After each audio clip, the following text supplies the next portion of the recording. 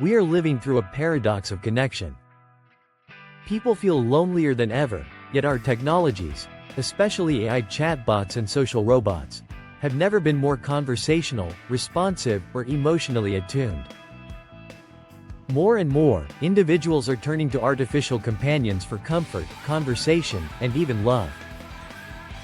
Today, we're exploring why emotional attachment to AI is happening, what it looks like around the world, what research suggests so far, and the benefits and risks we should keep in mind as this trend accelerates. Let's start with the scale and the why. Loneliness is now recognized as a public health challenge in many countries. The US has described it as an epidemic, and nations like the UK, Japan, Canada, and South Korea have launched efforts to address social disconnection. People are responding by seeking companionship wherever they can find it, including with AI.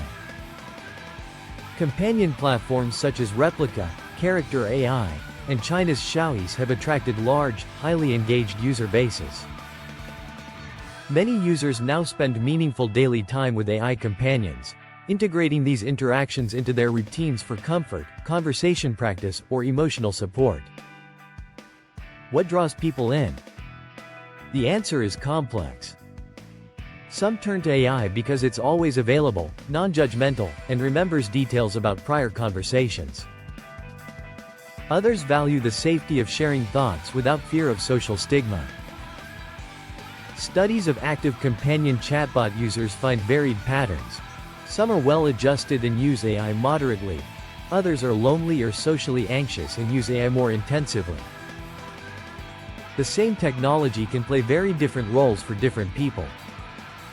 Researchers highlight both potential benefits, like perceived social support and a space for reflection, and potential risks, like dependence or withdrawal from human relationships. It's useful to remember that emotional bonds with artificial agents aren't new. Decades ago, early chatbots showed how easily people attribute empathy and understanding to machines. What's different now is how advanced and personal these relationships can feel.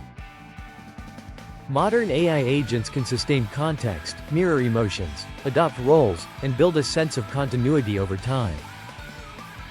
Scholars see this as an evolution of parasocial relationships, the one-sided bonds people once formed with media figures, into more interactive and adaptive relationships with AI companions.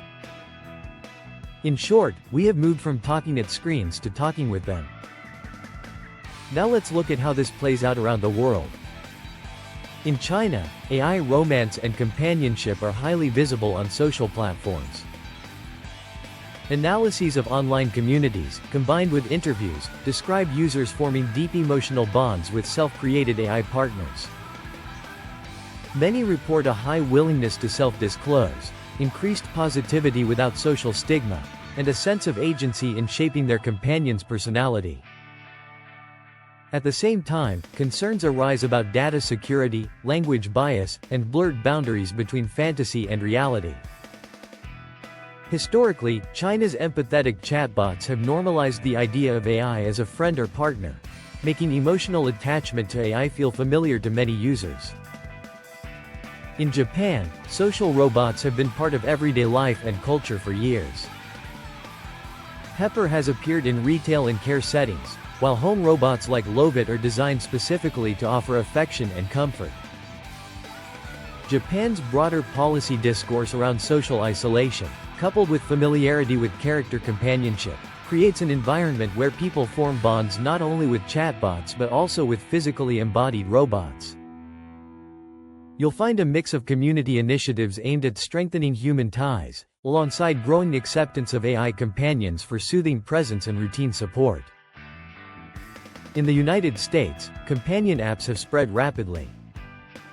Young adults and students often describe AI as a non-judgmental space to talk through feelings, rehearse conversations, or manage stress. At the same time, researchers caution that for those already struggling with depression or loneliness, heavy reliance on AI companions could deepen isolation if it replaces human interactions. Ethical debates in the US focus on clear disclosure that this is AI, safety controls around sexual or romantic role-play, and guardrails to reduce manipulative design. Across Europe, social robots in eldercare have provided conversation, cognitive prompts, and affection-like engagement in some facilities. In South Korea, concerns about youth isolation have spurred programs that encourage offline socializing, even as AI tools grow more prevalent. Around the world, the appeal of chatbots as always-on, stigma-free companions is evident, but so are the cultural norms and policies that shape adoption and guide safer use. What benefits do people report? First, many users say AI companions make them feel less alone. The availability of a steady, calm, and responsive presence can be reassuring. For some, these systems act as a practice ground for social skills, helping them rehearse how to set boundaries, resolve conflict, or communicate more clearly before trying those skills with real people. For others, AI provides a space to process emotions, journal aloud, or reflect on decisions, supporting mental well-being. Second, design features matter. People tend to form stronger bonds when AI feels warm, consistent, and authentic, remembering details, responding empathically, and mirroring tone appropriately. Anthropomorphic cues and perceived realism can increase attachment, while roleplay can deepen immersion. These levers can be used for good, supporting healthy, bounded companionship, or, if overdone, can encourage dependence. Third, embodiment amplifies presence. Robots that move, look, or respond physically can heighten the feeling of being with someone. In care settings, that can be soothing and stabilizing. But increased physical presence can also intensify attachment, which means designers and caregivers need to set expectations and guardrails thoughtfully. Now let's talk about the risks. The most significant risk is substitution. Time with AI replacing time with people. If machine interactions become easier and more immediately gratifying than human ones, some users may gradually disengage from friendships, family, and community. Over time, expectations for reciprocity and tolerance for imperfection can drift, making human relationships feel more demanding or less rewarding. That's especially concerning for adolescents, who need real-life practice to build social and emotional skills. Another risk is dependency. A minority of heavy users appear to rely on AI for core emotional needs. They may feel distressed if access changes or the companion's behavior shifts after an update. This doesn't make AI companions inherently harmful, but it does mean design choices matter. Clear reminders that the agent is artificial, limits on over-personalization or simulated jealousy, and careful handling of romantic or sexual scenarios can help prevent escalation. Features that nudge users toward offline connection, like prompts to schedule time with friends, join group activities, or set small real-world goals, can keep the balance healthier. Privacy is a third concern. Companion chats often include intimate disclosures. Users need strong privacy protections, transparent data practices, and simple tools to export or delete conversations. Because people can feel deeply bonded to their AI, any breach or misuse of personal data can feel like a profound betrayal. A final risk is expectation drift. The belief that AI understands you the way a person would. As systems improve at reading sentiment, recalling context, and mirroring emotion, it becomes easy to attribute human-like intention to them. Designers can help by keeping disclosures clear, avoiding deceptive cues of personhood, and giving users control over memory and personalization levels, so they understand what the system can and cannot do. So, how do we strike a healthy balance? 4 practical principles can help. First, complement, don't replace.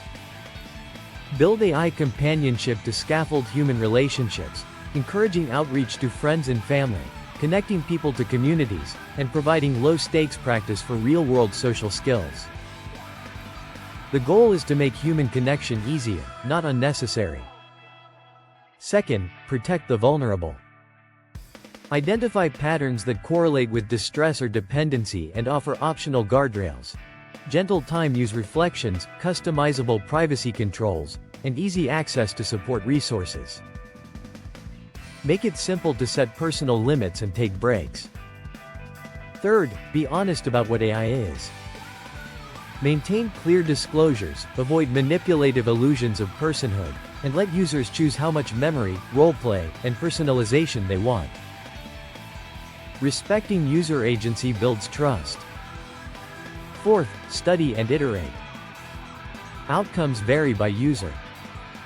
Ongoing research, across cultures, age groups, and contexts, can clarify which designs and interventions promote well-being and which tip into harm.